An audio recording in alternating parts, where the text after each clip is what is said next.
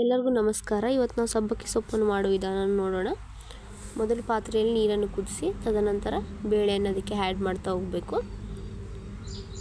ಈಗ ಬೇಳೆ ಕುದಿಯುವವರೆಗೂ ಸಬ್ಬಕ್ಕಿಯನ್ನು ನೀಟಾಗಿ ಕಟ್ ಮಾಡ್ಕೋಬೇಕು ಈ ರೀತಿಯಾಗಿ. ಹಾಗೂ ಈರುಳ್ಳಿಯನ್ನು ಕೂಡ ಕಟ್ ಮಾಡ್ಕೊಂಡು ಇಟ್ಕೋಬೇಕು. ಈರುಳ್ಳಿ ಮತ್ತು ಸಬ್ಬಕ್ಕಿಯನ್ನು ಹಾಗೂ ರುಚಿಗೆ ತಕ್ಕಷ್ಟು ಉಪ್ಪು ಎಲ್ಲವನ್ನು ಹಾಕ್ಕೊಂಡು ನೀಟಾಗಿ ಕುದಿಸ್ಕೋಬೇಕು. ತದನಂತರ ಸಪ್ರೇಟ್ ಮಾಡಬೇಕು ಸೊಪ್ಪನ್ನು ಹಾಗೂ ಬಸ್ಸಾರನ್ನು. ನಾನು ತೋರಿಸ್ತಾ ಇದ್ದೀನಿ ನೋಡಿರಿ. ಈಗ ಆ ಥರ ಸಪ್ರೇಟ್ ಮಾಡಿ ಇಟ್ಕೋಬೇಕು.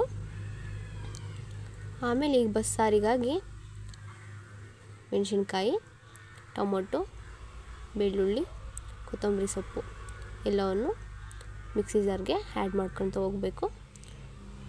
ಉಪ್ಪು ರುಚಿಗೆ ತಕ್ಕಷ್ಟು ಉಪ್ಪು ಕೂಡ ಹಾಕ್ಬೋದು.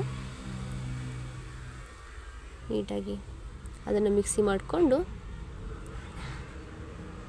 ಟೊಮೊಟೊವನ್ನು ಆ್ಯಡ್ ಮಾಡಿ ಬಸ್ಸಾರಿಗೆ ಎಲ್ಲವನ್ನು ಮಿಕ್ಸ್ ಮಾಡೋದು ನೀಟಾಗಿ. ಹಾಗೂ ಮನೆಯಲ್ಲೇ ತಯಾರಿಸಿರುವಂತಹ ಪುಡಿಯನ್ನು ಸೊಪ್ಪಿಗೆ ಹಾಕ್ಕೊಳ್ಬೇಕು.